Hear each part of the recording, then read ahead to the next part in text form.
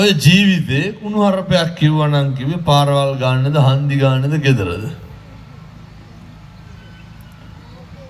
බලාගෙන පාරවල් ගන්න කුණුහරුප කියවෙනවනම් මේ කොහෙද ළඟ මේ ස්පිරිතාලේ? මේ වගේ නෑ හොඳ වෛද්‍ය. හොඳ ඒවා මානසික ලෙඩ. ඒවට බෙහෙත් ගන්න ඕන. නිකන් හන්දි ගන්න කුණුහරුප. සමහර අම්මලා ඉන්න උදේ පාන්දර නැගිටිච්ච ගමන් කුණුහරුප නැත්තම් දවස හරියන්නේ. පොඩි උන්ට අම්මුතිත්ත කුණුහරුපෙන් බයිනෝ. මේ තමන්ගේ දරුවට මතක් නැහැ අපේ ගමේ අහවල අරුන්දවයි කියලා.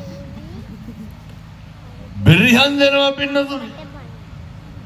එහෙම ළමයිට ලැජ්ජාවකුත් නැහැ අම්මලාට ලැජ්ජාවකුත් නැහැ. පවට ලැජ්ජ බය තියෙන්න ඕන. වැඩිපුරම අපේ අම්මලා කුණුහරුප කියන්නේ කසාද ජීවිතය තුළ නෙමෙයි කියනවා. යසෝදරා උත්තමාවිය